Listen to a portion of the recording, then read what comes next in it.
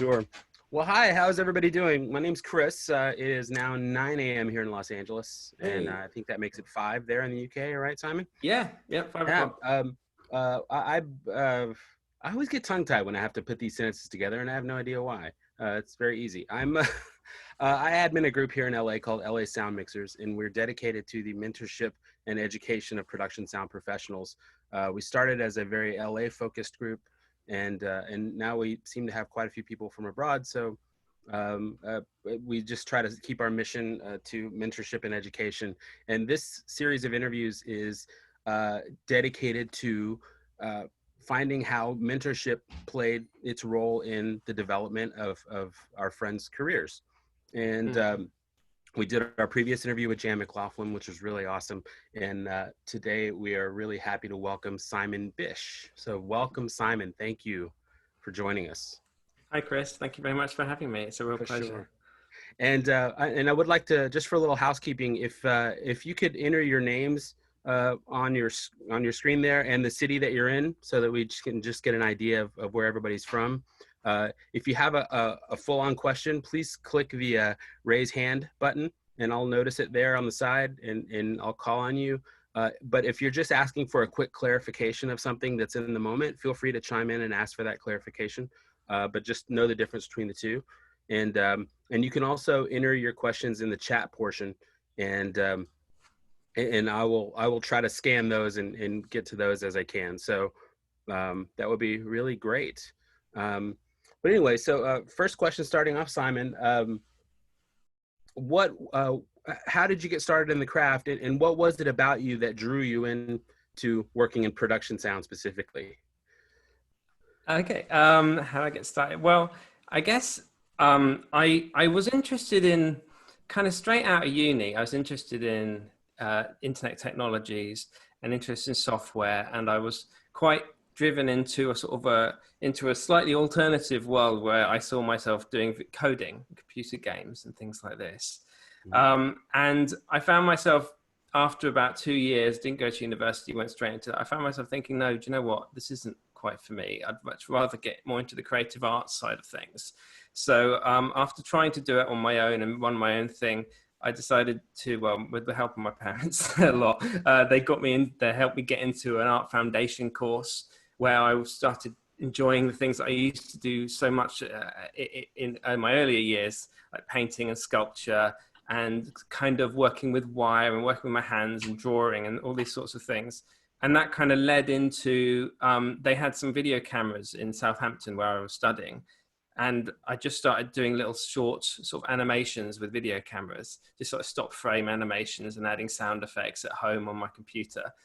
And nice. Doing a little bit of editing and those kind of things, and enjoying the whole process. I wasn't focusing on any one thing. It was just the joy of making stuff. And so the project, that was just a 1-year foundation course. And off the back of that, I also sort of at the same time, this is a really sort of long-winded way to get into the sort of sound thing, but at the same time, I was really interested in esports, and Counter-Strike was a really big game at the time, team-based Counter-Strike, as was like Warcraft and Starcraft too. So I was really interested in those games, but more specifically, I was interested in like the people who played them and the gamers themselves and the kind of camaraderie of clans when clans play against other clans. And I was a terrible gamer, but I was really interested in like being a spectator to these sort of events. So I wanted to document like what it is to be a pro gamer, because no one quite appreciated like what a pro gamer is about, and if a pro gamer is a geek or someone that just sits at home and does no social life or something like that. And I sort of wanted to quash a little bit of those stereotypes. So I did a documentary about that. Yeah, people had a lot of stereotypes about that until they started seeing like stadiums being erected for esports. And it's right. I know. It's wait a minute. Huge. Back then it was like it was just after 2000. So there wasn't really anything. There was the occasional big event. Like I went to one called Esports World Cup, and there was one in Dallas, Texas called QuakeCon. So I went to a couple of those with my crummy little video camera and did some video interviews and followed a team from the UK. And I met John Romero from ID Software, who'd made Doom and Quake, and it was cool. So the whole thing was like editing these things together. But the one side of it that was terrible, and I cannot apologize enough to people who endured it, is that it was all being recorded off the onboard camera on the top of my crappy little DV cam. And so I was really unhappy with the fact that whatever I did never seemed to quite come across. It didn't have the power, didn't deliver. It was okay, but it was just not there. So that was one thing that when I decided I wanted to pursue this kind of making of documentaries, editing, the whole process, to go to film school. But the film school course was thoroughly overbooked in Bournemouth Arts Institute. They were very popular, and I was told, you know, good luck. There's a lot of people who want to go there all around the world. And it turned out the only sort of thing that they were looking for was people with an interest in sound. And I was like, well, in the interview, I said, I do have an interest in sound. I've got no idea how to do it, and I'm absolutely terrible at it, but I'd like to learn. And I was just keen on like being able to offer like a good soundtrack would be enough for me to be satisfied that I'd done my part in a production, you know. So from day one of that course in Bournemouth, you were told that you were the sound person. You were expected to know what you were supposed to do with a microphone. I had absolutely no clue. So yeah, that was my introduction to sound. Yeah, it's almost like you get off the boat, here's your rifle, go to war. Yeah, there's a 416. What's a 416? SQN. It was a DAT. What was it? A DAT machine. It wasn't even an HHB DAT. I think it was a Tascam DAT machine. Nice. And the SQN and a like 2-meter cable and a boom pole that was you could hear it creaking on set. And a very old rusty 416. In a creaky cradle. I don't even think it was a Rycote cradle. It was some other cradle that I've never seen again. So yeah, that was a doco. So that was some of the first gear you worked with in school. When you started working professionally, what were some of your first gear purchases at the time? Yeah, so I sort of started with actually I was given a boom pole by Simon Hayes. He gave me a Panamic maxi boom pole. So that was like one of my first bits of pro kit that I ever got my hands on. And it was a wicked present at the end of a 10-week job. Simon just handed me over this boom pole. It was like,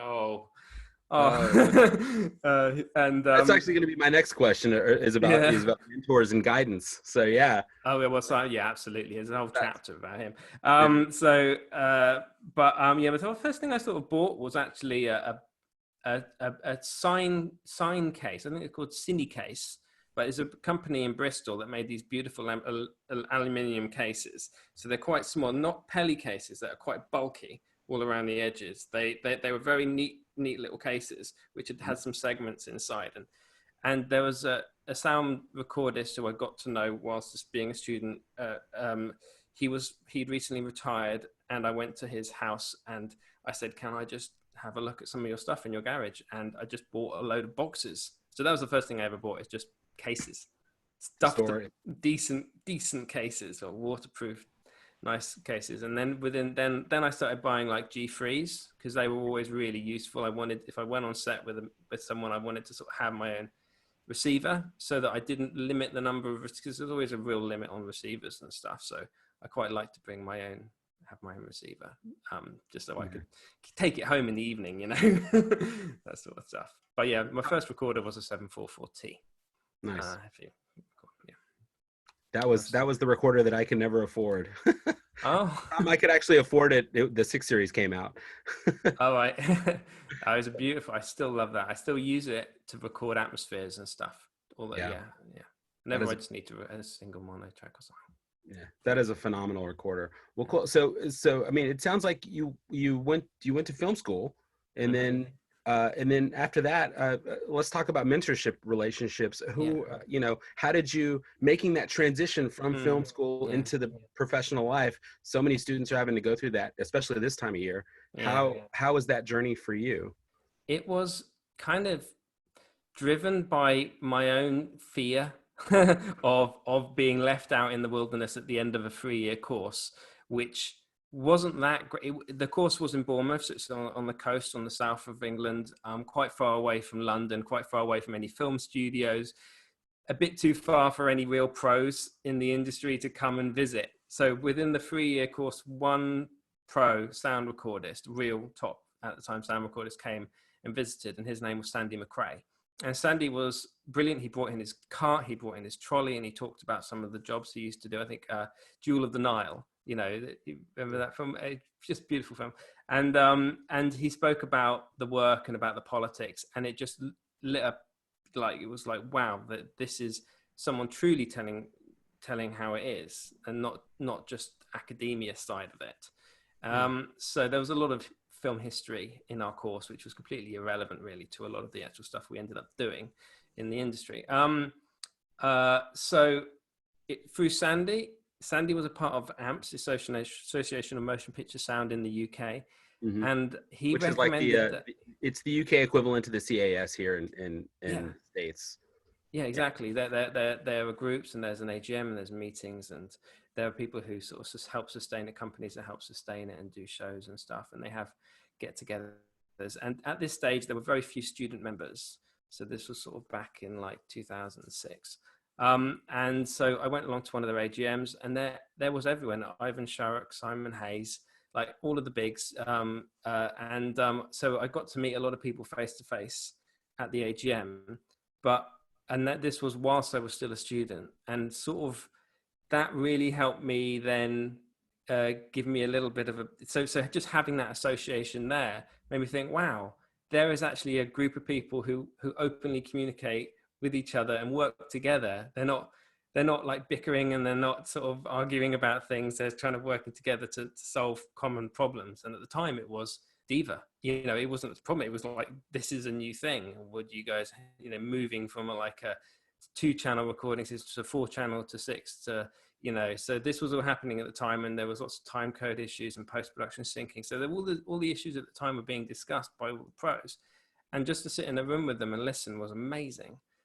So that for me was like an opportunity that I thought whatever I can do to learn more from the people who around me, that was what I tended to do. So it was a combination of getting their phone numbers and just calling them and trying to find the right time during the day to call them and ask them whether I might be able to sit in next to them during the shoot as a supernumerary person, as a student, just to sit and watch. Right. And not put any pressure on them to try to make it an arrangement where I'm paid or anything like that, because I'm not going to do anything. I'm just watching. And that arrangement worked out fine, because I got to visit lots of really cool film sets over a course of one summer holiday. Were there any specific programs set up to help you do that, or was this just you, shaking hands, talking, and asking? To be honest, if there was, I don't think it would have been half as effective as just going out and doing it on your own, going off your own steam and making the awkward cold call to someone and sending them a CV and then calling them again to check whether they had a chance to, see if there's any time that I might be able to go in just for a day, So there is a scheme, and there was a scheme, and maybe in those times, but there is currently like a trainee scheme where you can sign up and you can be put onto things. But I feel it's much better to actually somewhat target people that you kind of would like to, if you get the opportunity arose. So I targeted certain sound recorders who I thought were just brilliant, like for example Simon Hayes, and after a little bit of harassing, I managed to get it. So you were very lucky to be able to just even go and observe their work. Yeah.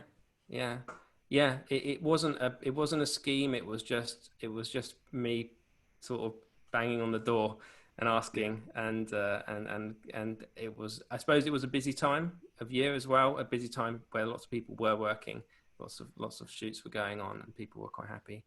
And so when you were there, let's say your first few days you're visiting a big set and you're just watching as a fly on the wall kind of intern observer. Well, obviously I remember for me, the little hairs go up on the back of my neck and you start noticing everything. What were some of the first things that you noticed that were just important things to learn had you not learned if you were in that environment? I think I sat in with Tim Fraser and actually this was with Jim Greenhorn. It was on a film called Breaking and Entering, and Jude Law was the star of this show. And this was one of the first big sets in was it Ealing? Elstree Studios. So they had a big set built up in Elstree Studios, and I saw Jude Law's face on the screen, and all I could say to the sound mixer was, "Wow, Jude Law, wow!" And he's like, just no. None of that, please. We're focusing on recording, so you just sort of, to learn that you don't, to forget about the star factor and to get on with the focus of the job.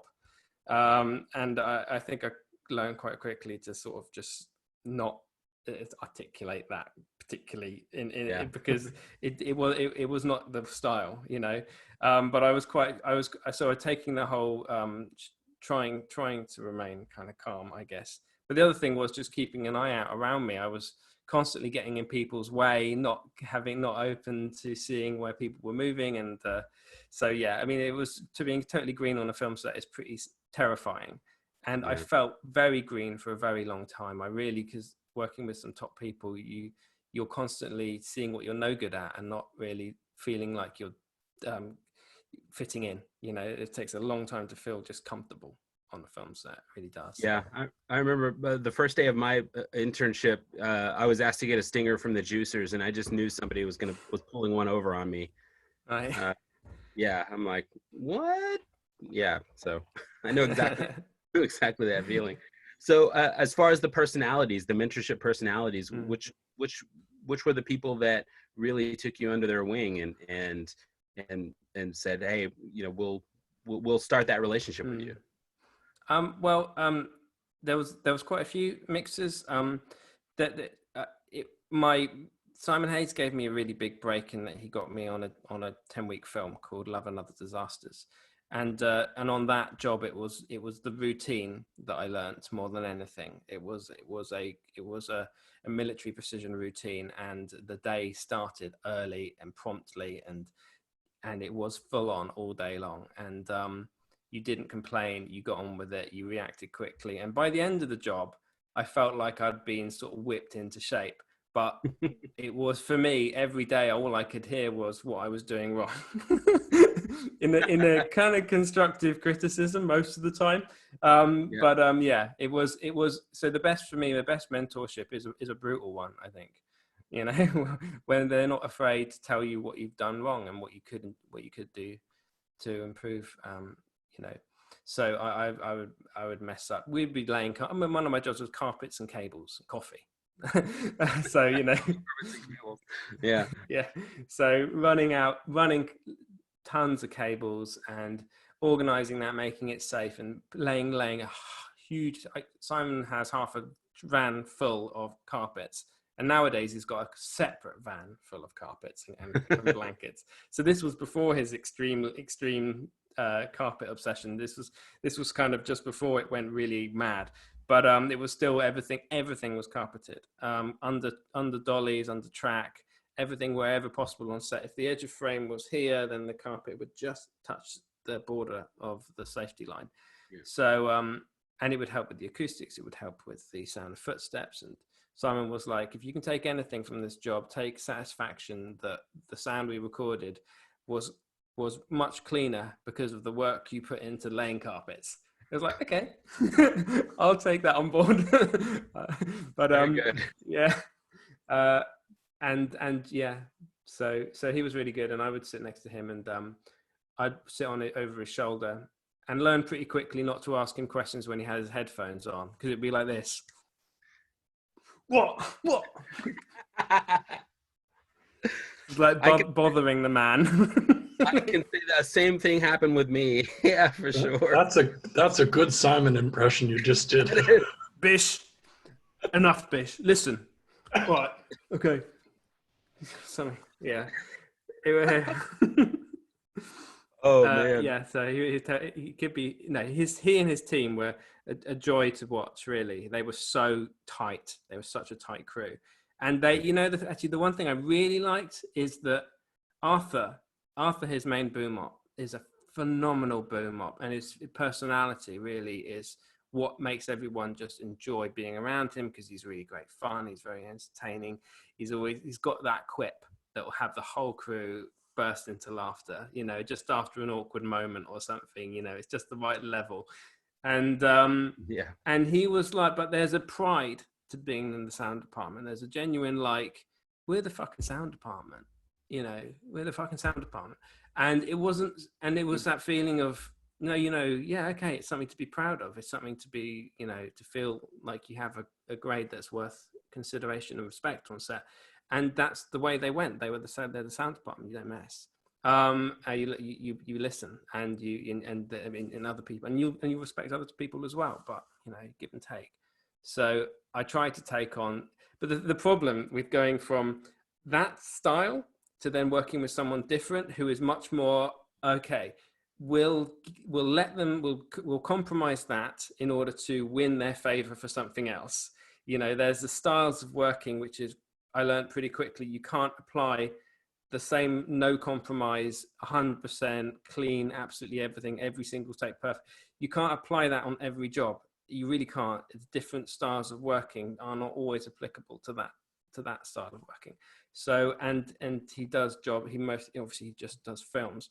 And then going on to TV dramas where you're much faster paced and you can't just run out carpets and you can't do everything in the same way. You can't always cover things in such brilliant ways.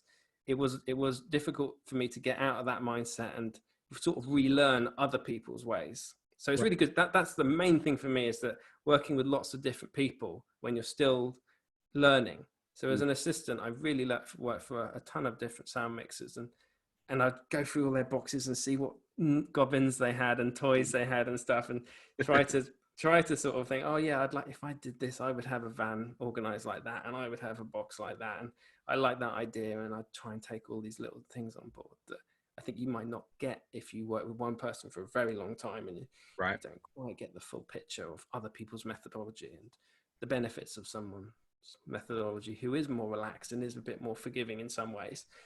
You might find yourself going into a certain avenue of work which better suits a personality like that or something.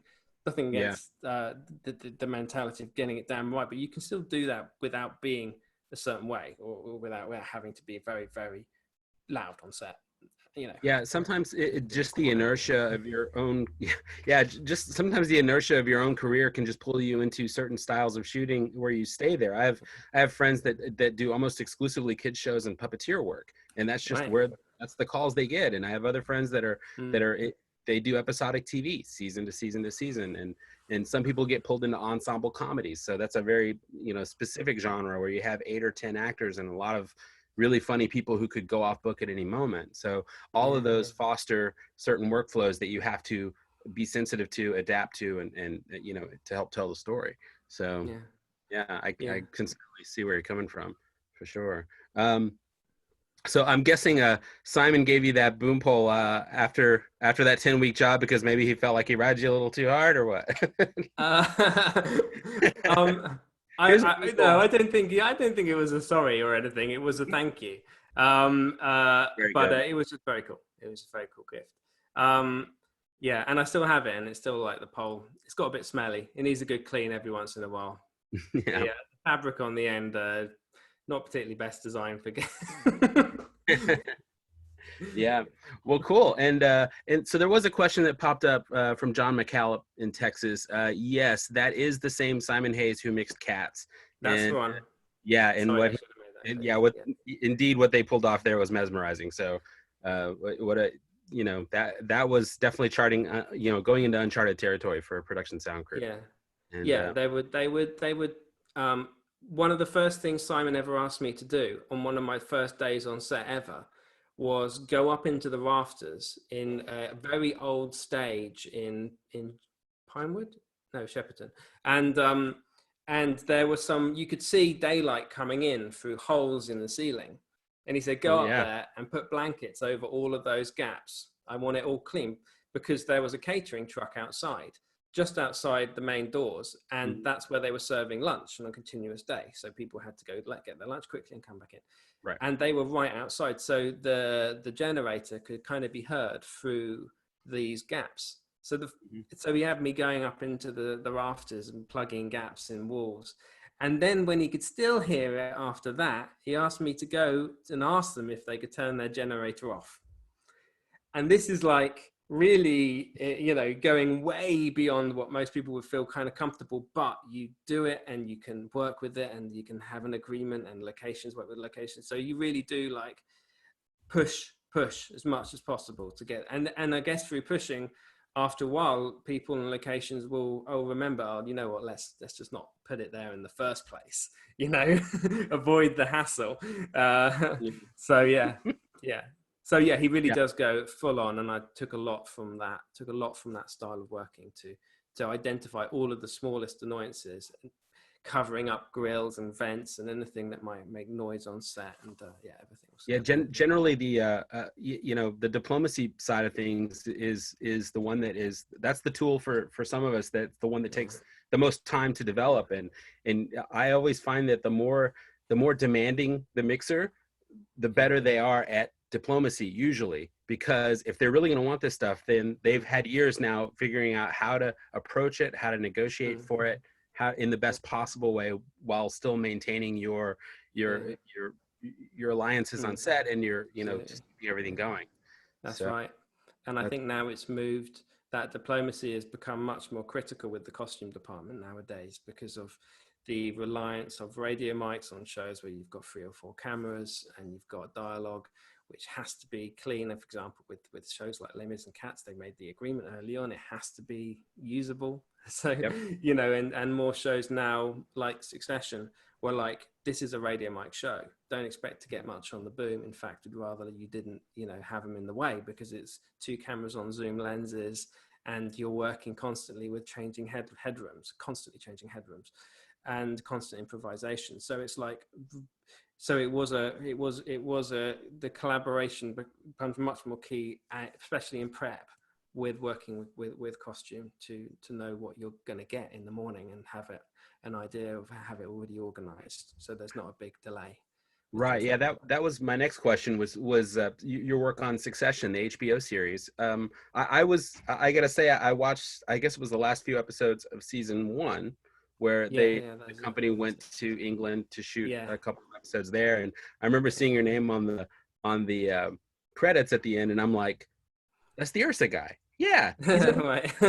like in the States, we know you as the URSA guy, and that's part of what it inspired me to ask you to do this, was because you're a mixer too. You've been a mixer. You started as a mixer, and you know, we usually see you with your URSA shirt on, showing people how to lab things. But, but I really, you know, I didn't want people to forget, you know, what your roots are and how you got started. So, but Succession, I mean, can you describe to us getting that call, maybe how it came to you, and then the mixer on the show that season, I believe, was Billy Sorokin. Yeah, that's right. Yeah. So, how did you? What questions were asked and answered, and how was that changeover between you and Billy? So at the time, well, this was a terrifying change for me to get into Succession, because I've currently been doing a very comfortable job, which was a single camera show called The Informer in the UK, and it was 1 camera mostly, and I was mostly not heavily relying on radio mics, so we had them on all the time. It was 2 booms. It was very staged and designed, and it was beautiful. It's almost old-fashioned filmmaking. And then I had my agent, part of the UK workflow of finding work, especially on the higher end of things, films and high-end TV, is you really need an agent, because the first people that productions go to are the agents and say, okay, this is the new job, or the agents will represent producers, and then so they'll know first who has got a new job, and they'll recommend people to those producers straight away. So to get an agent in the UK is pretty critical, and it was through my agent independent that this opportunity to have an interview for Succession came along, and the main thing that was said at this by the line producer called Ron Bosman was that this was a very radio mic heavy show. That's the way it's been in New York for the last 8 episodes, because of the shooting style, and that meant and I had a 788, and it meant moving up to a 688, moving from 8 channels to 12 channels, I needed to, and this was the show that made me have to get more than 8, because it is absolutely, I would never be able to do it on 8. And I'm very glad that I made the switch in time. And it happened at a time where I had about a week break between the Informer and this starting, and being able to then completely change over the car and test the new system and get it all up.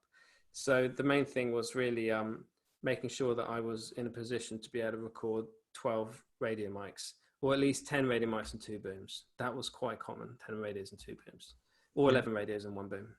And if it's okay, can I show those pictures of? Yeah, sure, man. Let's see. Desktop. Maybe And yeah, listening to the mix on that show, it really was radios they used. Even when I felt like they had it on the boom, they just used radios the whole flipping time. Yeah. Can you see that? Yeah, that's in East Nor Castle. So this was like near the Welsh border. This amazing old-fashioned building. Well, it was a castle, but it wasn't actually a traditional castle. It was a modern-day built castle. So there was no worries about getting messy inside or anything. But anyway, yeah. So that's the CL12, and and I have my little phone there. Well, it's just a regular old school iPod, I think, and that's just working with the Wingman. Okay. For track naming and stuff. Yeah, and one of the big things at the start of that show was that the most communication I ever had with post-production on that show, and the most critical conversations that a lot of people, I realized that the workflow and planning of file naming and folder structure, and obviously time code, is so key that there were some very serious emails saying, no, this is exactly how it has to be.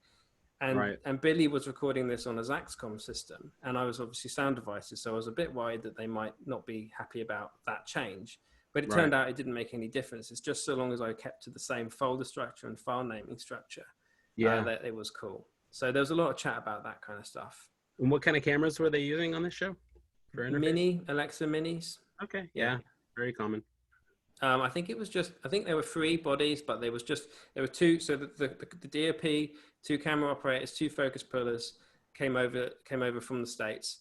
And what surprised me straight off on day 1 is that the focus pullers and the camera operators come up to me, say, "Can we get a set of cans?" Yeah. It's like, oh, no one told me that I needed like more cans. I mean, I had spares just in case, but it turned out that everyone on set needed cans, and clearly because constantly they would want to. So I was making a mix that was, maybe when there was a big ensemble and the camera was looking at different parts of the room, I was bringing up people who were having an interesting conversation and focusing my mix on maybe that conversation. Then I'd see the camera actually moving over to that conversation. It was like, wow. and then I'd be always ISOing things and trying to listen to where the next, there was this wedding scene that most of which was cut down.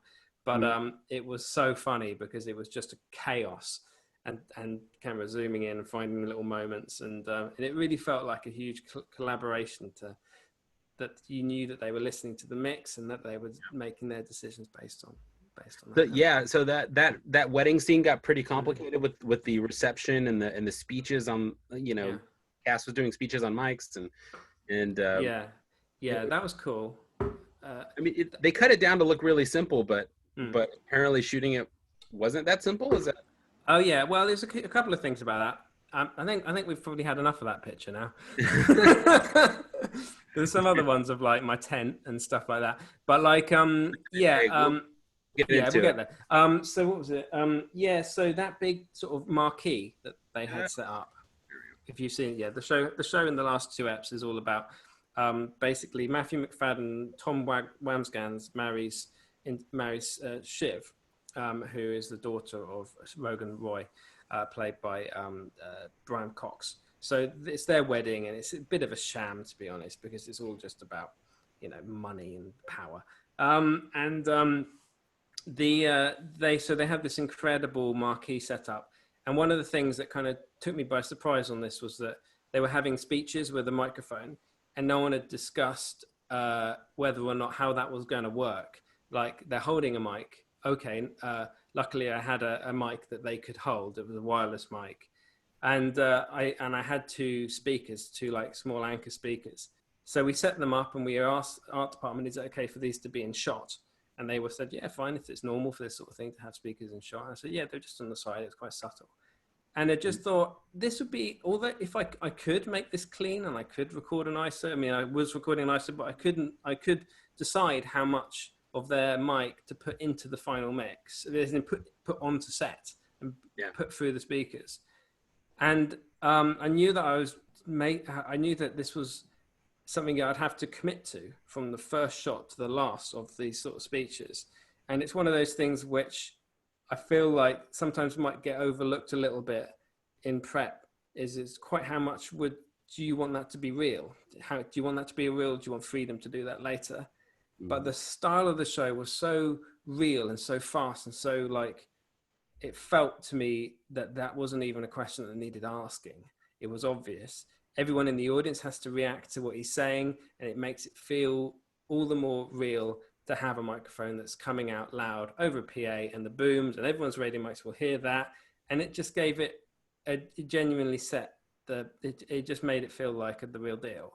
And I didn't feel like I was compromising. It was contributing as opposed to sort of compromising the feel on set. I wasn't trying to minimalize it, bring it up and down and get a clean audio. It was and the end product, I think, sounded just like it did on the day. It was just like the room on the day, and it felt good. It felt real. And the other mad thing was that Kendall Roy, played by Jeremy Strong, his character is going through a massive mental breakdown at this time. Right. There's a mad accident at the end of the last episode, and he kind of stumbles back to the tent, and he's going through a great deal of stress. And one of the things he asked us to do, because he's got quite a he has a style of performance which is sort of method, in that he likes to have an earpiece with music playing to him if he's in it, to get in the zone. So he likes it before a take, but also sometimes during a take. So he picked out a piece of music. It was like a Philip Glass type composition. It was quite abstract, and he wanted us to play this to him.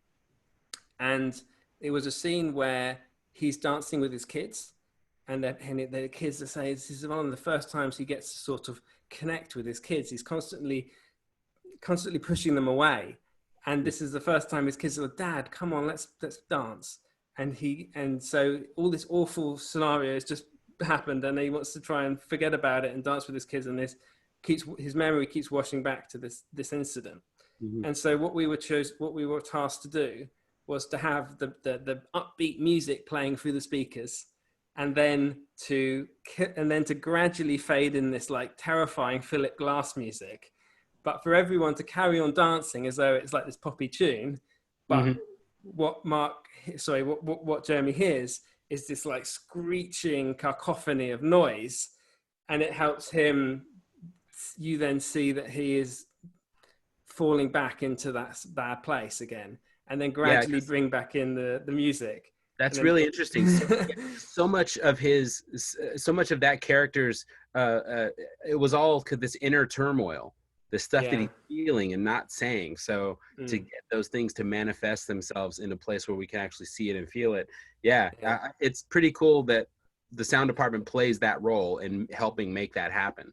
Yeah, totally. It really was. He would often ask us, like, if we'd pick certain tracks, and quite often we'd play it out on a speaker, or in this case, it was a combination of an earpiece, induction loop, and choosing between speaker and playback, depending on what was required. And the director would sort of point at me during the take, and that's the point where I'd gradually fade from like cacophony back to poppy music. And then it was this brilliant, I just felt like that's a nice, and it was all done off the cuff. It was all arranged and organized 10 minutes before we filmed. This wasn't discussed. It was an idea at the time that was made reality. And that's the kind of stuff that I really enjoy. You feel like you're adding something special. That's cool. And you're part of it. So that was great. That's cool. But those are the things you always have to be open to. Totally. You don't know all those other creative processes going on around you. You have to be ready to help them, and hopefully they can help you when you need it. So that's very cool. So your access to pre-production time and to the creative nucleus, I guess, during pre-production for Succession, was that was that extensive as far as pre-planning, and how did that compare with the other shows you typically do in the UK? This was way bigger than anything I'd ever done. This was definitely a step up for me personally, because HBO. I mean, I've been doing BBC One dramas, but then outsourced to other production companies, mostly like Peaky Blinders also. So like they're big productions, well known, but not necessarily big budgets. And this was a really large budget per ep. And there were more meetings than I've ever been to in prep, that's for sure. So there was lots of discussions about just big production meetings are normal, but there was much more communication in advance about everything, and the whole recce process was very extended, and we went everywhere. I mean, it was just, and that, do you know what? It wasn't that different, to be honest. It was just, it was kind of the same process as you do on a different drama. It was just bigger, more people. Felt like it was a little more at stake. Yeah. I guess too, if you have a lot of the players on the crew coming in from another, from New York, from the States, I mean, that's going to be a little bit intimidating because you just want to learn their workflow, their style. Yeah, that's right. The DOP was very cool, and he just sort of took me under his wing. He said, "All right, Simon, this is going to be a bit of a nightmare for you, but we'll look after you. We'll help you. Let's help each other. I'll try and tell you as much as I can to help you in advance." And and so we had. It was nice. It was a very friendly crew, and you know what? Like, they would play music like offset. The camera department would have a little speaker on the magliner, and it was just a really positive feeling on set, and people would just enjoy being there, and people would genuinely like the project, and we knew we were making something a bit special. So I got a really good vibes from the crew, basically, from the US crew, and it was a very can-do kind of attitude they brought. They were rushed into doing these last 2 episodes. There was a feeling of slight rush and panic in the pre-production. There's an awful lot to organize, but I felt better vibes from that crew than I have from most UK crews. Yeah. Who can be a bit like, oh. Well, I would imagine. Yeah, I would imagine a lot of it has to be, with, hey, we shot 8 episodes in the States and now we're in a new place, that's pretty cool. They're on an adventure. So it's, that's kind of cool when the craft you love takes you places. But I just got a genuine sense for the love of the work and the can-do attitude that I don't often see, and I really enjoyed that part of the shoot. That people just enjoyed it. Very cool. We do have a question from Robin Jerry Rose. What LAVS did you use on Succession? DPA 4060s almost exclusively, even in ties and whatnot. At that time, 6060s weren't out at that point, and I was reluctant to change. I was reluctant to use anything except DPA 4060, even if I felt like there was a slight risk of it being seen. That was the only mic I used. But I had lots of different colors, so I had lots of different shades. Obviously, brown, white, beige, black. Right. And I had lots and lots of them in case anything happened, because they tended to walk off with them. Yeah. You never know when you get them back, and DPAs are fairly expensive mics compared to the others. So don't want to lose those. Let's see. We have another question from Matthias Larson. And Matthias, if you could chime in here and expand this. What it says is, "Hi, Simon. Interesting to hear about the PA experience." And then it says, "Where did you place booms in that context?" Oh, yeah. This is like similar to when you're recording music on set and you're doing perspective and then getting tighter and then getting tighter. Where does the boom go? Do you want the sound to get tighter, or do you want that to be the constant? And then, the plants or the mics on the instruments to be the other constant. And then I imagine that's an easier mix in post to give them a constant boom position that doesn't change and doesn't have the drum suddenly much louder, because obviously the directionality. So that's kind of the approach we took, is that I had 2 booms in the space, and they were giving me so kind of high left and right perspective of the speakers and the speech. But they were obviously, like Brian and everyone doing the speech, they had their LAVS, and then we had this mic, this audio as well, the handheld mic audio. So the booms were really there almost exclusively, at least in this tent environment, to capture the space of the room. and then my mix was creating that nice balance between the proximity of the lav and finding the right mix between the perspective of the boom and the lav, and trying to make it work make it sound clear, because obviously clarity is the main job is making sure that I'm recording clear dialogue, but also dialogue that sounds like it just exists in the room without any synthetic, it doesn't sound like a radio mic. Right. Sounds like they're coming for you. Oh yeah, lots of ambulances today, unfortunately. We have one other question from a friend of mine who's asking, what is your fondest memory on set so far? Wow, I think possibly like a time when I was very young. I was like 27 or 26 when I boomed on the Hurt Locker, and I had no idea what I was getting into, going to Jordan, Catherine Bigelow, and madness that was. Who was but the it was the mixer was Ray Beckett. Yeah, Ray. So working with Ray. Actually, I can't forget to talk about Ray Beckett, because he was absolutely fundamentally a massive mentor for me in my earliest sort of experiences. And he really took me under his wing, and he let me be his boom up, because that job, I thought when he called me up, I thought he was going to offer it to me as an assistant. And I was ready to say, I would love to assist you on this, And I was like, what role do you want me to be? Oh, the boom. Yeah, of course.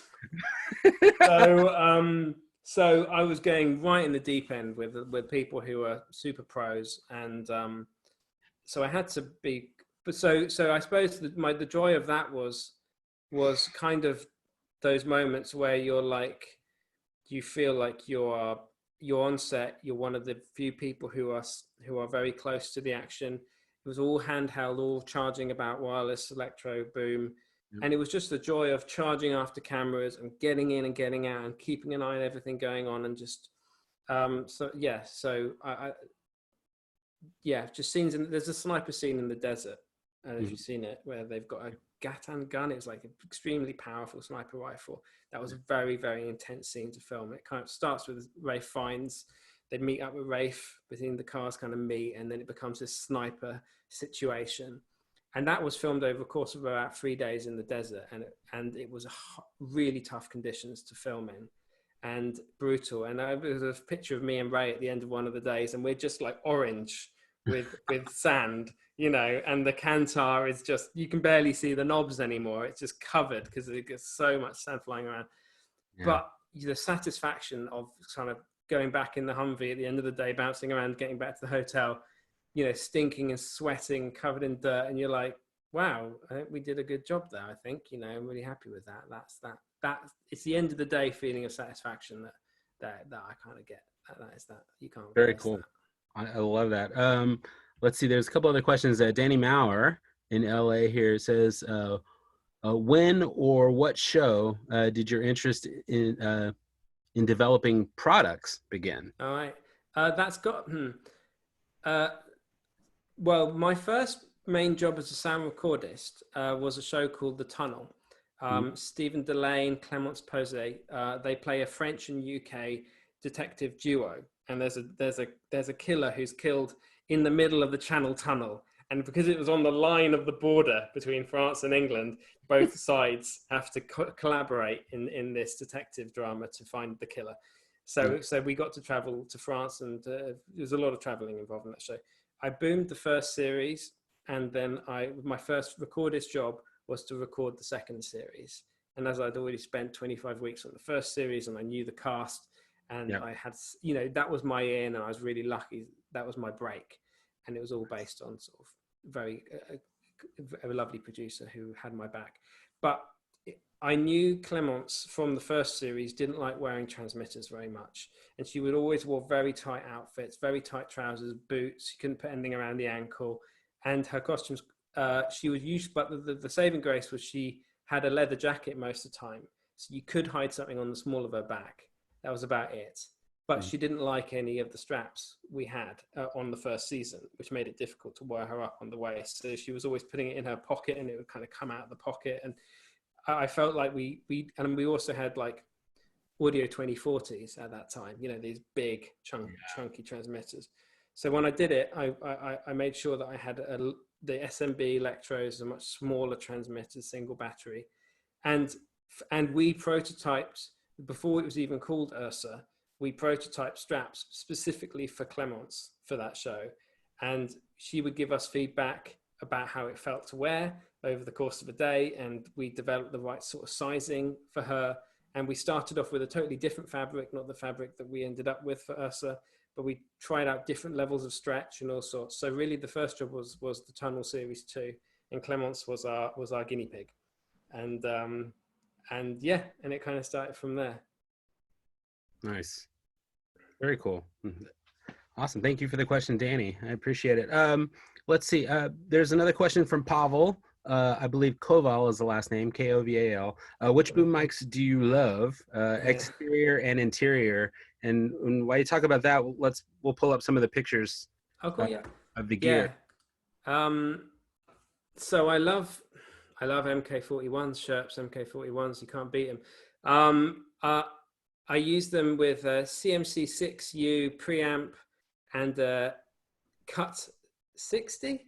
There's a Cut 60. It's quite a critical part. I know you can get a Cut 1, but it's quite heavy and big. And then the capsule. So I've recently I've got about 6 or 7 MK41s. And like I have some CCMs as well, which are the smaller ones, which are like built-in capsule and the collect cable right out the back. So I have a lot of different ones, and then I have the knuckles, so you can rig them in cars and stuff. So that picture on the screen is on a show called Safe House, and that was my sort of upper mountain rig, and less trolley, and those are CMITs inside the Sonellas. And at that point, I hadn't gone to, obviously, A10s didn't exist, so I was on electro wirelesses, with little with small directional aerials in the bag. But yeah, I use CMITs, search CMIT 5U, not the digital one, just the regular CMIT 5U outdoors. At least that's what I used to do a lot. But my last job, Hanna, for Amazon Prime, we were often working in woods where it was actually quite quiet, and it's so quiet sometimes you could hear like a little bit of motorway possibly in the distance, or you could hear the Jenny, or so it was quiet enough to hear those little things. And usually when I was like, I'd much rather have an open sounding mic for this than one which was directional, but I wasn't really worried about directionality, because I wanted to hear the atmosphere of these forests. And I felt like using a 41 on a cozy. So Sonella has this much smaller mount called a cozy, and they're flipping amazing. You can bang the pole around, jump about, run backwards, and the cozy, it's got a decent amount of fur around it. And so it's got really good wind protection. It's got a really good suspension, noise reduction.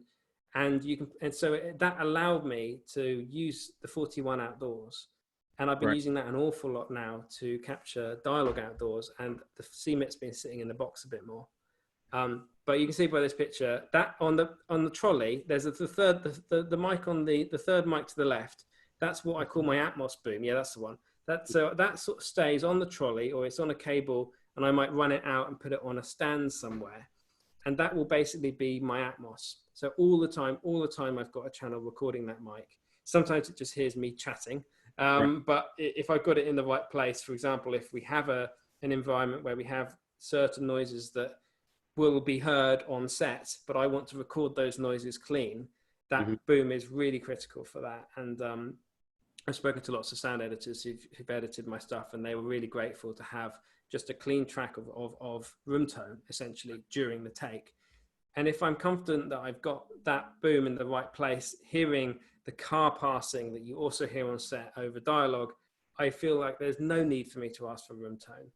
And so I focus a lot of my effort on getting my Atmos boom in a good place, and make sure people around it know that that's an Atmos boom, so they're not going to be making too much noise around it. Right. That's often why I position myself in that tent far away from set, so I can have a good Atmos boom sound, and then they can refer to that for the bed, basically, and not have to go to some shit library. Yeah. What type of mic is in there? Is it a 41? Yeah. Okay. That's 41. A 41. Yeah. It's a good mono. Yeah, I definitely wanted a 41 for the Atmos, but I didn't want something too directional for the Atmos. Yeah. Very cool. Very cool. And I really love the tent that you have. Yeah. I think it's really, I know I've asked you on 2 occasions now for the information on it, and You've got everything now, Chris. you were very Yeah, nice there's to give it to this me twice. company, yeah. This company in the UK, this is actually made, so imagine you're going down a motorway and someone's fixing some kind of, it's, you know, it's 2 things. It's crime scenes and it's fixing traffic incidents or whatever, where you've got people fixing stuff I, inside of the road. I noticed, yeah, they also sold body bags. Yeah. Yeah, okay. So, but it's this wicked tent. Rash Omar, the sound recordist I worked for a lot as his boom op, we did a lot of stuff. This was the tent that he used, and I nicked the idea of him basically. So SheerSpeed tent, SHEER speed.co.uk. And it's got clear windows. It steams up a little bit, but you can open up the side so a bit of air comes in. But it's perfect in the evening. So if we're doing a night shoot, I have myself set up in there, and I'll have a little heater. And then the minute you unzip and go inside, it's like walking into a greenhouse. Yeah. So yeah, you can't beat it for night shoots. For sure, yeah. I ended up buying, I bought Jeff Wexler's Pelsu tent when he retired. Thank you, Jeff. I was just going to ask you if I forgot whether I gave you the Pelsu or not, but this looks so much nicer than the Pelsu. I like it being light colored for one thing. Yeah. You know, I mean, I got kind of bored with the Pelsu yellow. Yeah, it's just the windows. I mean, the windows allow you to just gauge, you know, Exactly. the temperature of what's going on outside. I can peek up. Yeah, I can peek out and then just put my head back down again.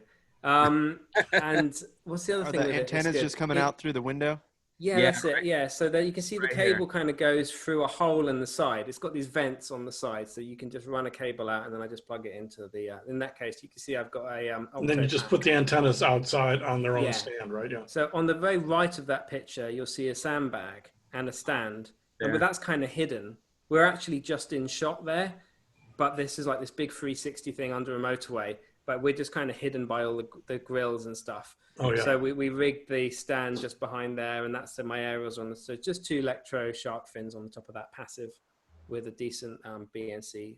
I think it's a slightly higher resistance BNC, so it's a slightly better, less loss on the BNC I was using for my aerial cables. But they're slightly stiffer and a bit awkward. Yeah, and the cool thing with the tent is that it kind of pops, so it kind of folds down really flat into a bag that fits in the top of the van, the transporter, VW transporter. And then you open it out by just sort of popping the sides. So you can go pop, pop, pop, pop, and suddenly you've got a tent. It's real easy to do once you learn how to do it. Yes. It's pretty funny to watch people learning how to do it. Yes. It really, you can end up it falling on your face. Yeah. I had an overzealous, I was doing pickups for a movie called Us, and I had this overzealous utility that decided to take my Pelsu out to the lot where we were going to do an exterior.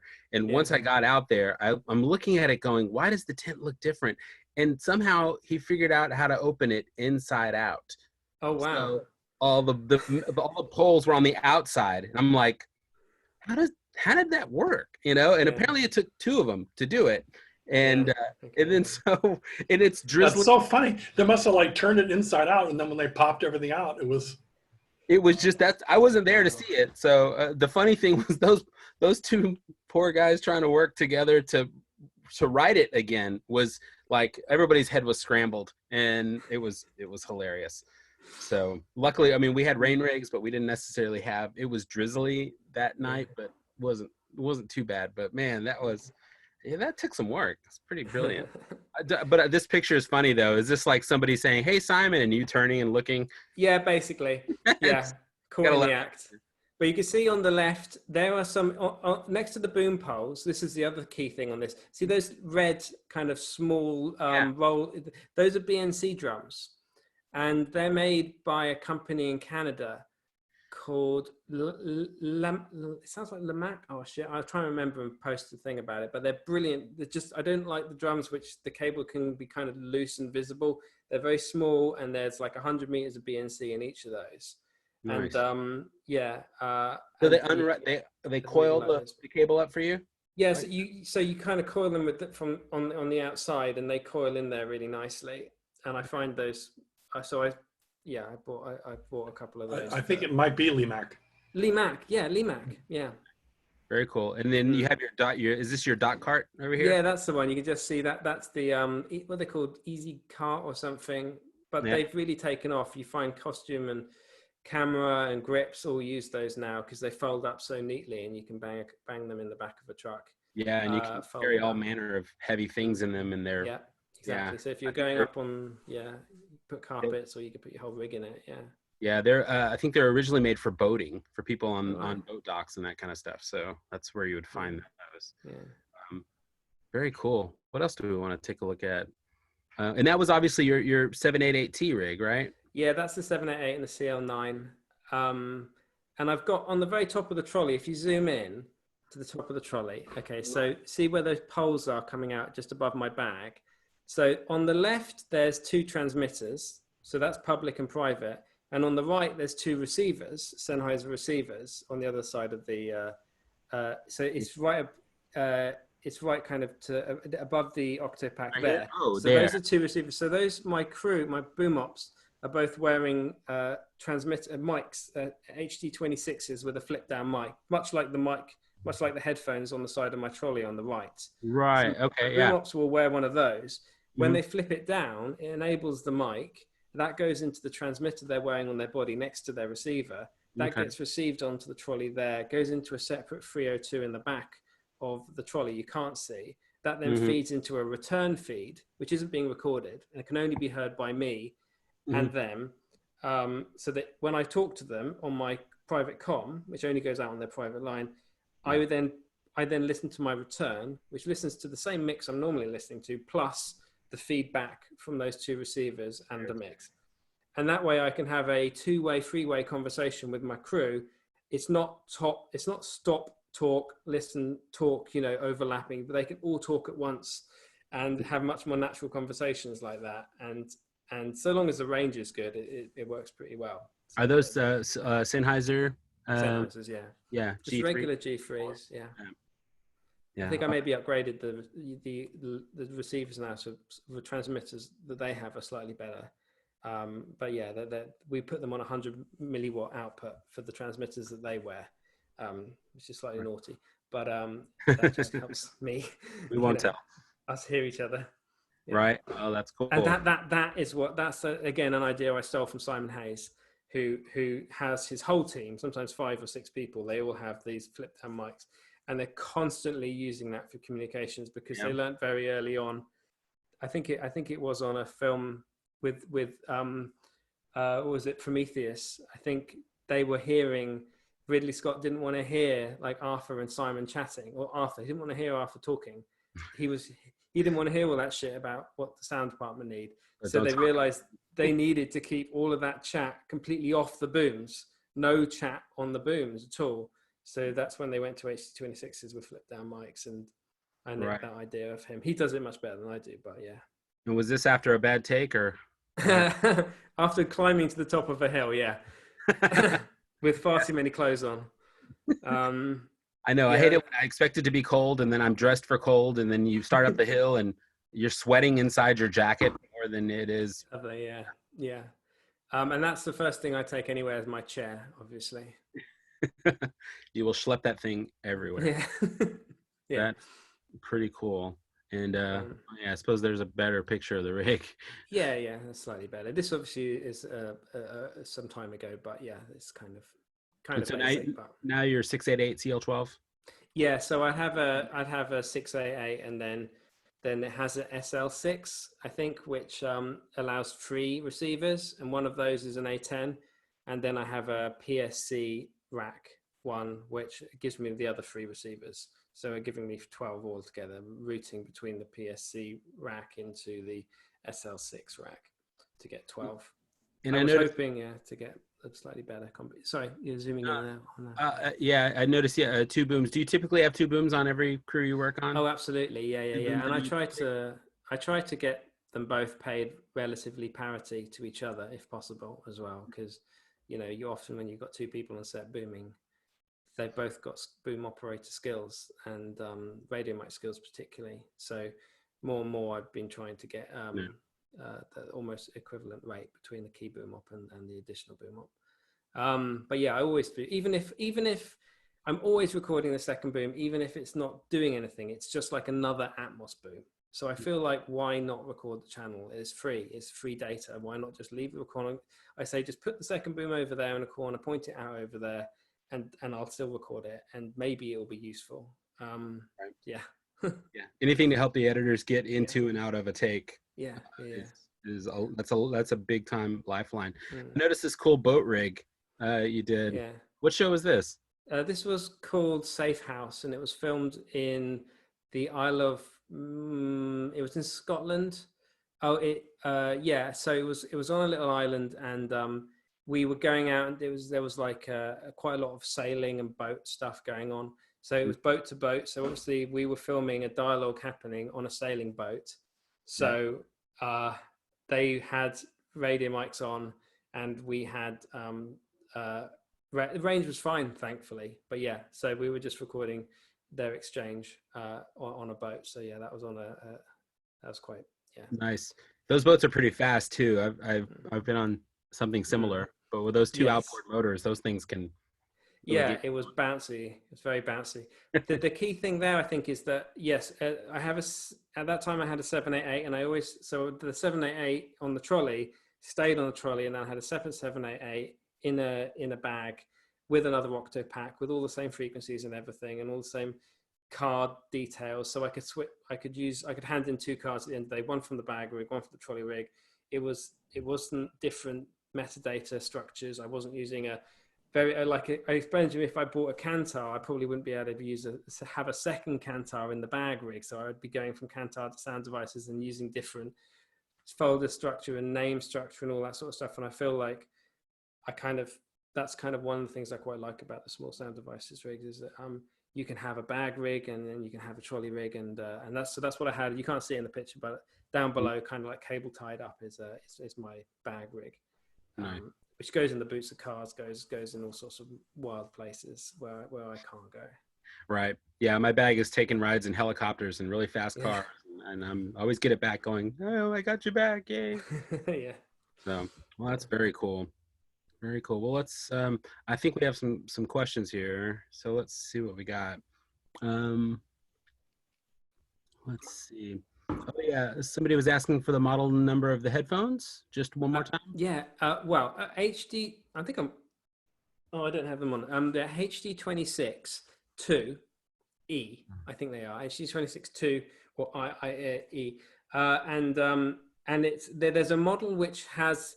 They've actually discontinued it, really annoyingly, but now it's always on. So whether it's up or down, it's always on. But they had a slight issue where there was a bit of a. There's a crackle sometimes when you flick it down. It enables and then it unmutes. But some of now, in order to, if you buy them, they'll always be on wherever they are. But you can have there's a guy in the UK called Chris who takes them, engineers it so that they then mute again when you flip them up. So the one I wear on the trolley is constantly on, but it doesn't matter because no one hears it unless I press my button. Right. But the ones that they wear, you don't want them to be constantly on. Otherwise, you'd always be hearing, each other. Both boom ops would always be hearing each other's mic, even if they were offset or in the toilet or something. So you want to have the muting functionality. Right. Yeah. And it looks like Andres Ponzi he's asking about the mix pre that was on the bottom of your I guess your CLA on that picture. That's how you. Pre. That was so the mix pre, well spotted. Yeah, so the mix pre, so that was at a time when I was using cable booms almost all the time, and only going to wireless booms when I had to. So I was using that mix pre. Yeah, so it's down the bottom.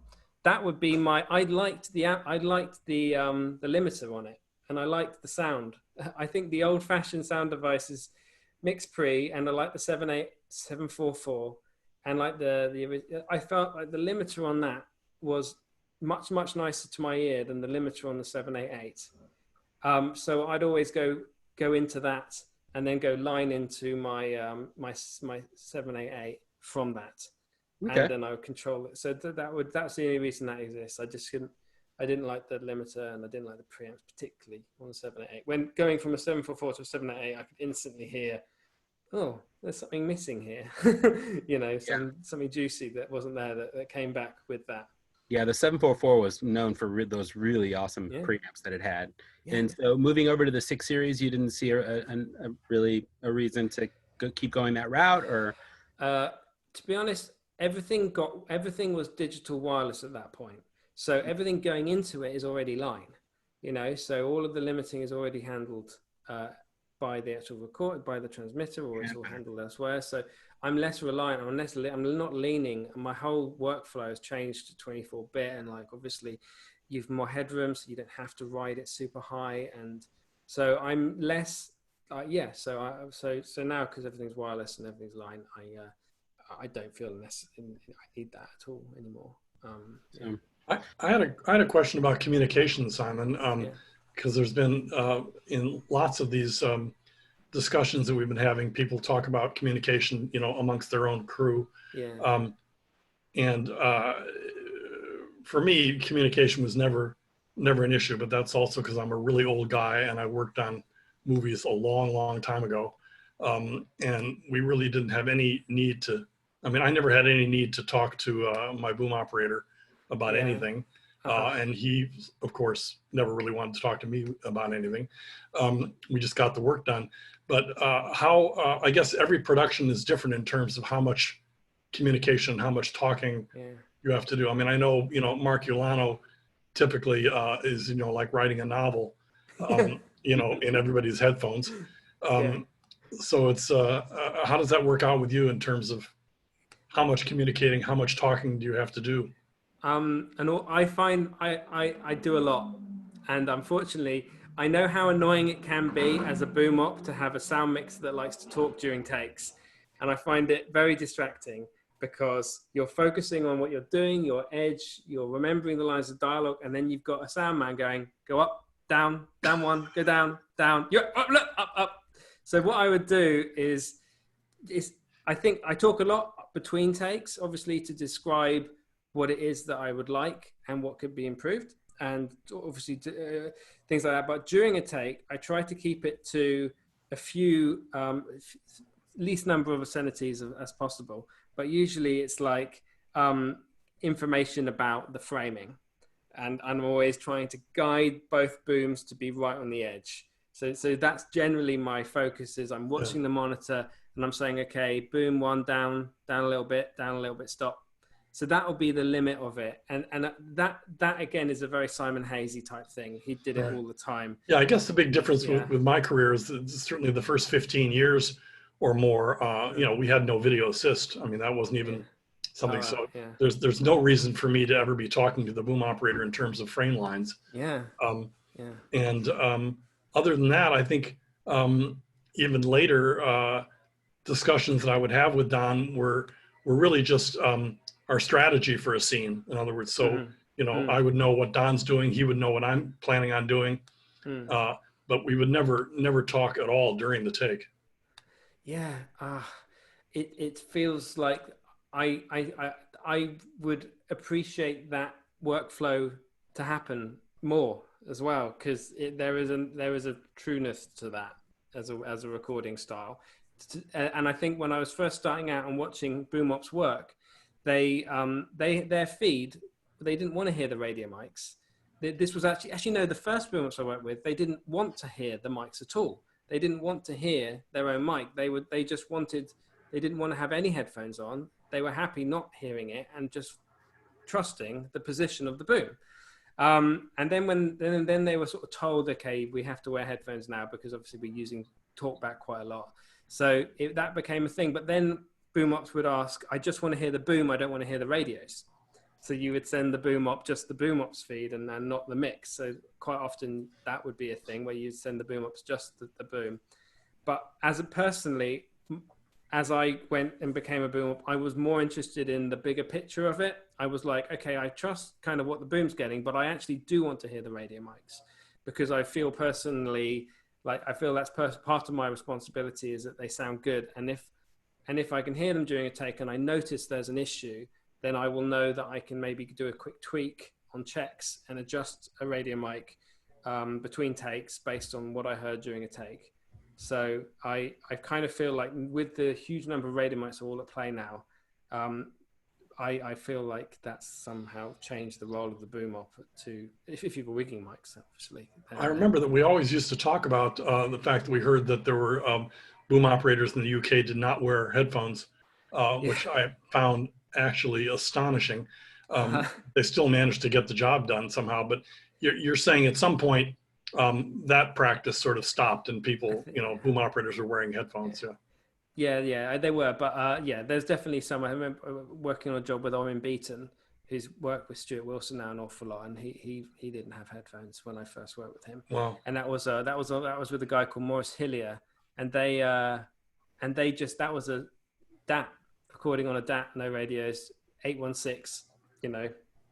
It was very, very minimal, and yeah, and they got incredible incredible sound. I was amazed. It sounded amazing.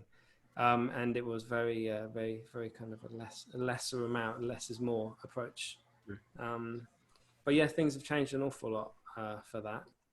Yeah, it's sometimes talking in the middle of a take, it from crew to crew that changes on how much goes on. I know for me, I'll generally stay silent during takes unless the motivation of what one of the 2 or 3 cameras is doing changes drastically, and I'll just, even though, and I tell the boom op, even though you probably know what's going on already, I'm just going to articulate that, not just for you, but for the utility listening as well. Because if B camera decides, oh, we're going to do this, oh no, let's now swing over and get this, then that becomes more important. And at least my verbalization of that can help the utility know that, okay, well, we're always trying to keep whatever's in play up in tip-top shape. There's another really, really critical thing about this talkback system that has a whole new utilization, which is that I often need to be cued to do certain things, especially playback. If there's a certain moment, I know in Hanna, they used a lot of playback for mood, and the director wanted certain sound effects to be played on set at certain moments. But it wasn't like a relay over a radio and then to an AD next to me. No. So what would happen is my assistant would be on set and she would use her comms to whisper to me the cues that she could see from the director. So it became a way of relaying messages during takes. So I'd just be listening to my return feed during the take and I'd be hearing cues for certain sounds to be played on set. So it worked both ways. So yeah. Talking during takes from the boom op and the assistant has happened and has helped me a lot as well. So yeah, that's certainly a new thing. Yeah, we have a question from a guy named Angus, which I met last time. Yeah, last time I was in London, we had coffee. I think that was mid-January. I think you and I met up on that trip too. Yeah. He had a question. He says, just a question for Simon. If you get the chance, he says, what is the most important lesson you learned when networking for your initial trainee or utility jobs? Okay, well, promptness being the key ones, like get there early, basically. Stay relatively quiet, listen. Stay focused on what it is that you need to do and don't be easily distracted by all the shit going on around you. If you're not sure, if you've just been asked something to do and you're not 100% sure what it is you're supposed to do, just be straight and ask again what it is exactly you need me to do. Just say that you don't fully, because the last thing you want to do is go back to the van and then not know exactly what it was that you're supposed to go and get.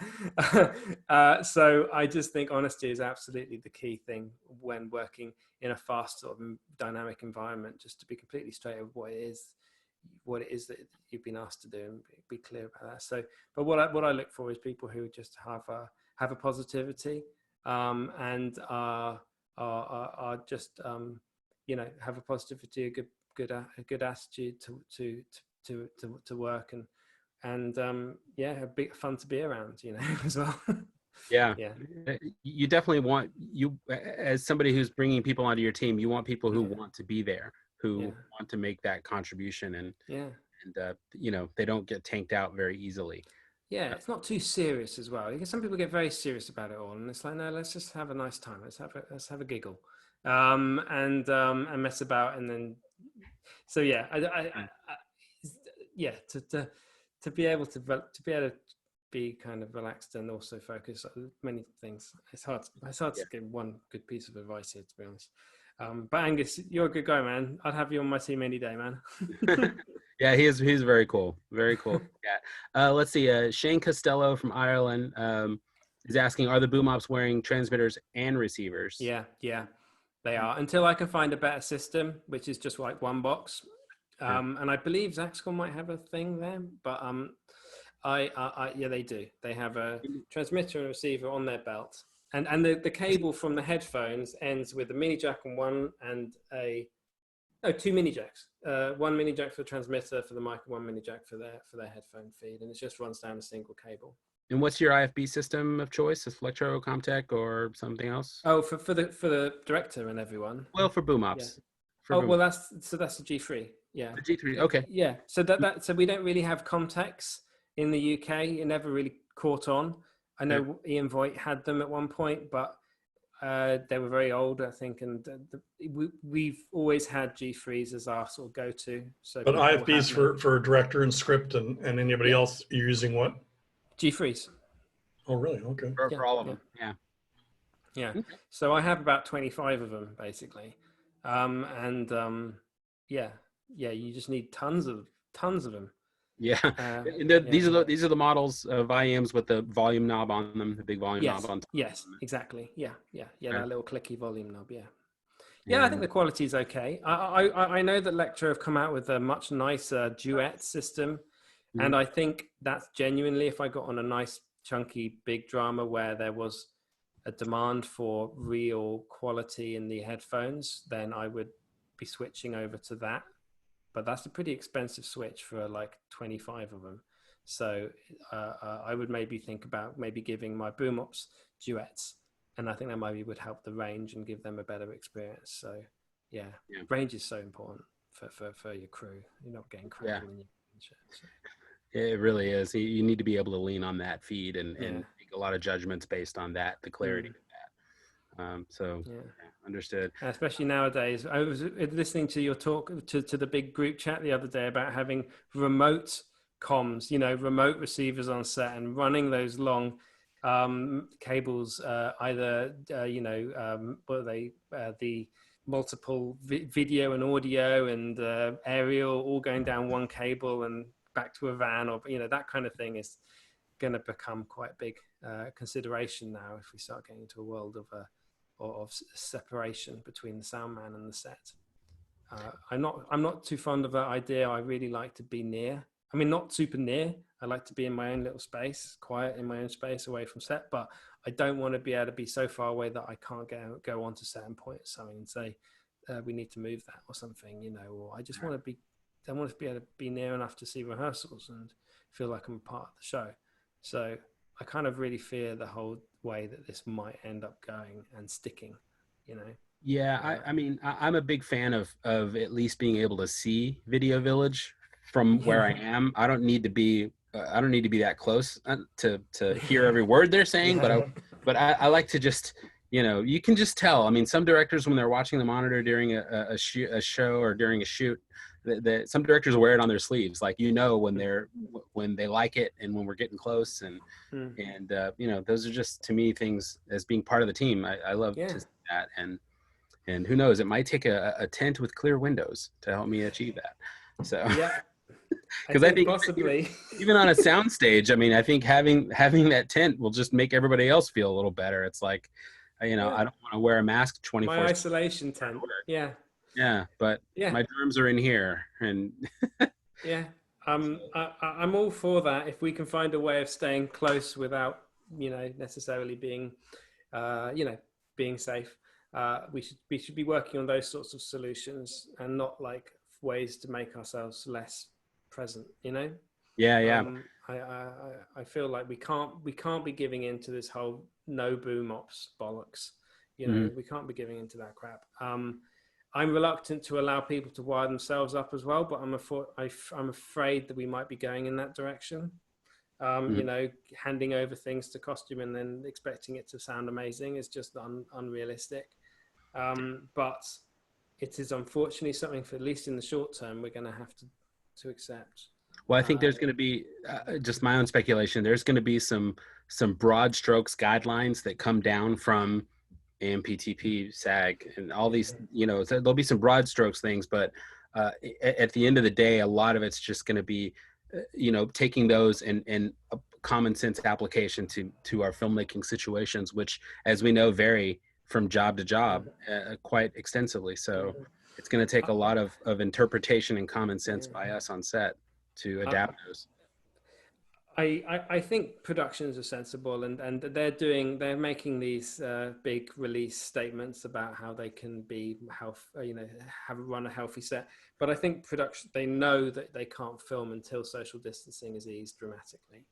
We really can't film until we have a social distancing rule, which we can work on set in the way we are normally allowed to work. It just won't function. So I've been offered something in November, and it's on the basis that social distancing on set isn't the problem, basically. You know, they know that they can't try to pretend to make it work with social distancing on set. So everything's kind of hinging on whether or not we can find a solution. I would expect I would expect normal hierarchy to take place, whereas most of the people's first concern are with the actors who have to be intimate with each other, and then everything will trickle down from that point. And it's like, obviously, when there's social distancing, you obviously can't have strangers kissing strangers on camera, you know, playing a role. So this is like the first problem that people think about, and then it trickles down to the rest of us. All the workflow parts of it. But there's a question here from Aaron in LA who's just asking, what is let's see, how do we find mentors or professionals willing to take us under their wing and learn, maybe working as boom ops or utility? What advice would you give them coming out of film school now? All I can really go off is my own experiences here, is that being proactive is really, really the key. My guide was the AMPS directory. Right. And you may have a similar directory in the US where people's names are listed. I mean, obviously Facebook now exists, and forums like JW Sound and LA Sound Mixers are very open, and this sort of thing. I feel in some ways it's slightly easier to introduce yourself to people through social media now, but I would feel like it's better to make a phone call still. It's better to, rather than sending someone a text or sending someone an instant message or Instagram messaging or something like that, I feel that if someone just calls me up out of the blue and says, "Hi, I'm just starting, you know, I want to learn, can I come in with you?" Then I'm much more open to talking and getting to know that person. And someone did that to me a little while ago, and we met and we had a drink, and it was great. It was we should try to sort of limit social media to sort of, I don't know, this kind of thing, and not business too much. You know, I feel phoning people up is still the right way to make an introduction, and meeting people face to face after that point. So I just recommend finding people through some sort of directory, phoning them up. Don't email. Don't bother with emailing people. Phone them up, for God's sake, because then you can talk to them, and try to phone. And if it's not a good time, then just ask when you can call them back, and call them back exactly then.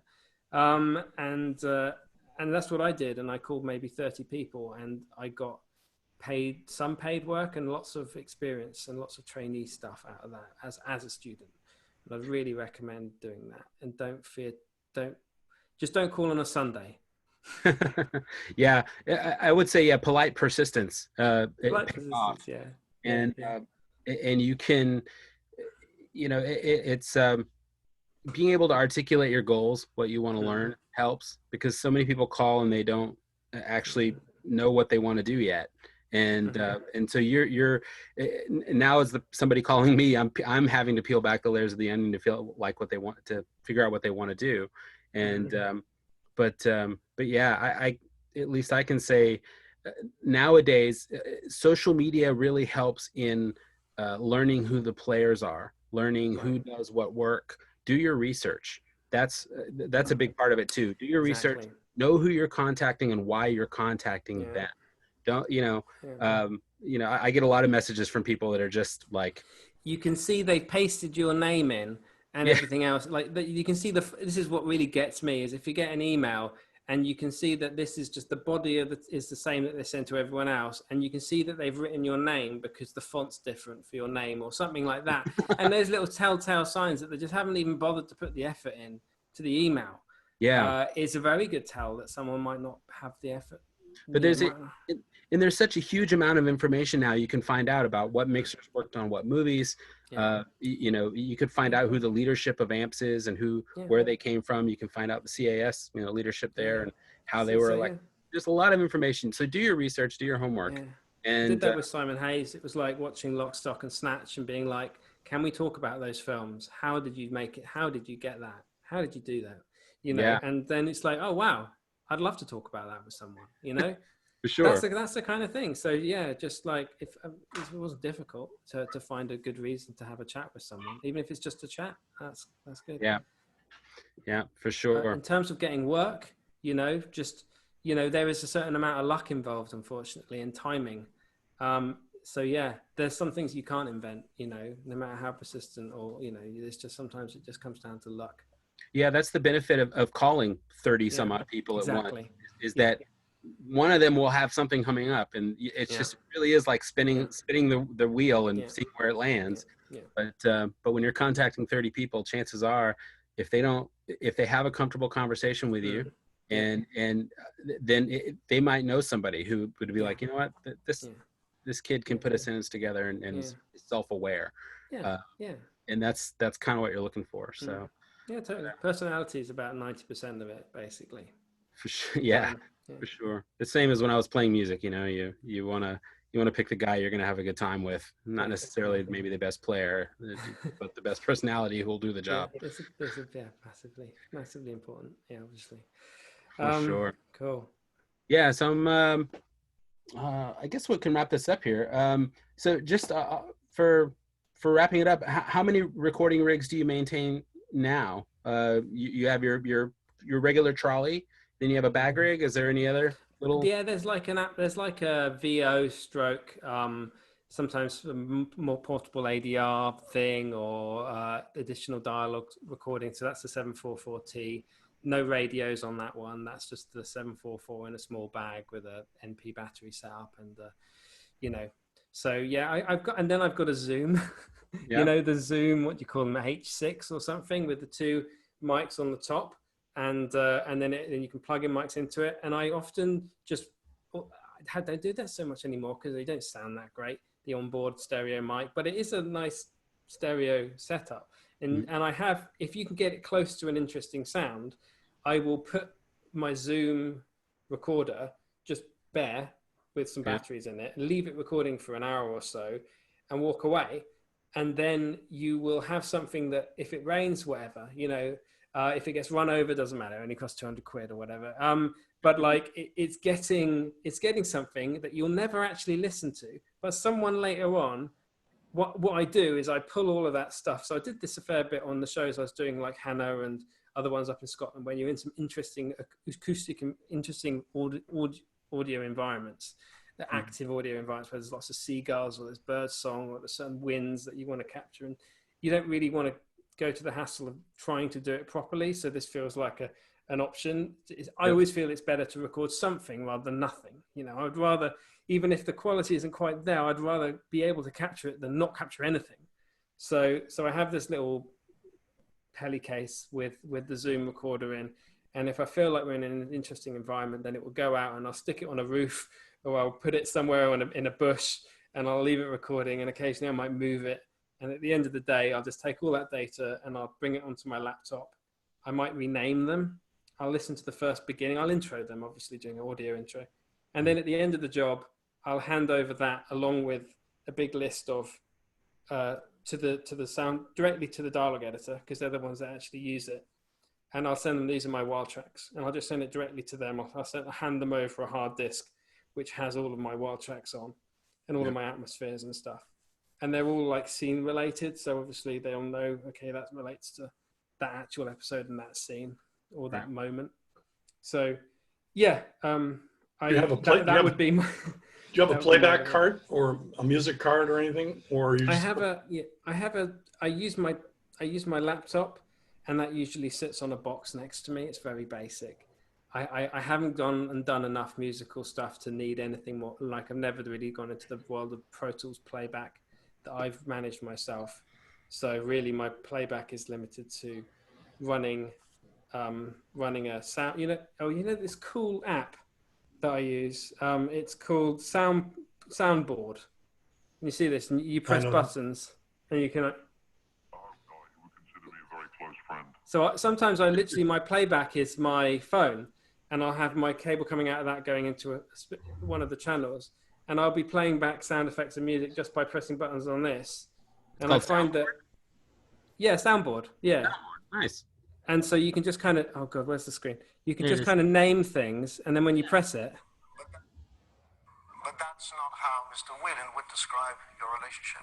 And I will be queuing in playback either onto a speaker to allow for phone conversations and stuff. So quite often on shows, it's like, we'd already recorded the other side of the conversation. And like Paddy Considine, who's listening on the phone, he wants to hear that. He doesn't want someone else to read that in. And I can play it in on set, and I'll play it in and I'll cue it. And I'll add all of these in different numbers, and I'll just play them back onto a speaker on set so we can hear the real timing and the real voice. Very cool. And I don't bother with, because often we're out in the field, and I don't want to pull out my laptop. The battery might die, but I know I can charge this on set. So this is more becoming a key part of my kit than ever. Cool. No, that's awesome. And it's called, what was it called again? Sorry, it was Sound Plant. I actually had to buy it. It cost something like $70. But like Soundboard. There were a few. It's Soundboard. Okay. I think I bought the premium version. Otherwise, you get annoying stuff. But ads and all that stuff. It's damn useful. And the way of getting stuff into it is I can kind of import over like AirDrop, I think. Mm-hmm. But sometimes in order to just get onto it, I literally put this into voice memo record mode and put it next to my headphones and just record it directly onto that. It's the fastest way I can get something onto this without using a laptop. I wish there was a way on sound devices to sort of AirDrop to a phone, some kind of communication between the recorder and my phone. That would be very handy. Oh, that's cool. Other than emailing it to yourself and doing rather than that, because even an email is quite difficult to then get it onto Soundboard. Nice. It being an Apple product, it being an Apple, and it's difficult to communicate with Apples, basically. For sure. Let's see. A question from Carl Weldon out of New York. Have there been any projects that you just thought went so poorly that you didn't want your credited? Yeah, but I don't really want to talk about them. Oh my God. Simply yes is fine. Yes. Yeah. Oh yeah, many. I used to do lots of short films and student films. I used to do lots and lots of I love doing short films. I haven't done one for ages and ages, but like when I was between booming and recording, I was doing lots of short films all the time. And quite a few of those have never seen light of day, and I'm quite grateful for that. Well, those are the proving grounds. That's where we learn. Especially short films are great because that's like the microcosm of the entire process, and it's all compact, and you can see every part of the process going on around you. So, did you use a pseudonym? Yeah, I should have. Yeah.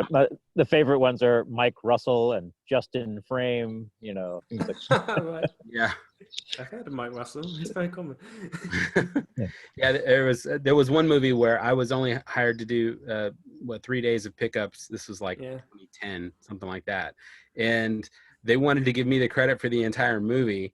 And because there was a disaster story about the mixer that did the movie, who just was kind of universally hated amongst the entire crew for whatever reason. And then they wanted to give me credit for the whole movie, and I'm just like, I was only here 3 days. Like, sometimes it's those awful jobs where you learn the most, though. Where you have those bad experiences, and you know what not to do again, definitely, or at least what not to take again. The warning signs.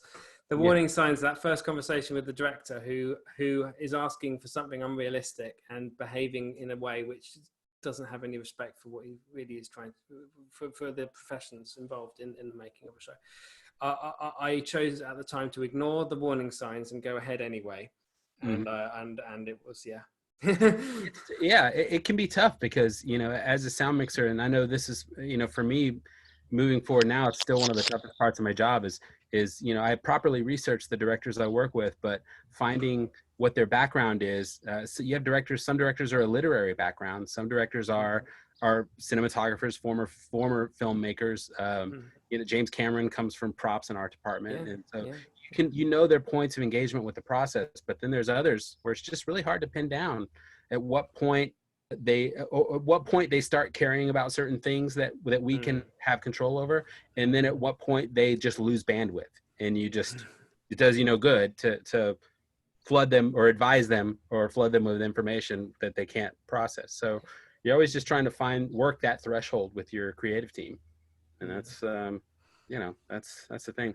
Well, I think we can wrap it up. If anybody has any other questions, feel free to chime in. But Simon, I really appreciate you making time for us. I know doing this for an hour and a half or hour and 40 minutes. Chris, thank you for doing it. Thank you for doing them. You know, it's really great that you're doing this. It's cool. I mean, we all know you as the URSA guy, but it's really neat to understand, you know, the history, where you came from and how you got into it, and how mentorship played the role in helping you get started. How esports help. If you weren't here at the beginning, if you're interested in the documentary I made about esports, and it's called Modern Day Gamer, and you can find it on YouTube. It's had about 2 hits, Modern Day Gamer 1 and 2. They were the first things I ever did, and I wanted to be a director, and I wanted to shoot video gaming documentaries. And I still do. It's so interesting. I still watch a lot of esports. I'm flipping and love watching esports. My kids watch so many. They play video games, but then they go to YouTube and watch their favorite gamers play on these YouTube channels. Yeah, it's great. It's great entertainment. It really is. Yeah, I mean, especially StarCraft and the strategy games and stuff. Oh yeah. Oh well, you know, I grew a beard playing Myst. Well, even bigger than this. Playing Myst back in the '90s. Oh my gosh. That's that hypnotic music, that's solving the puzzles. Yeah. Like, you know, it's He's done another really good one, actually, the guy that did Myst. Yeah. Well, very cool. Well, thank you so much, everybody. We will shut it down unless there's any other questions. Feel free to speak now. Forever hold your peace.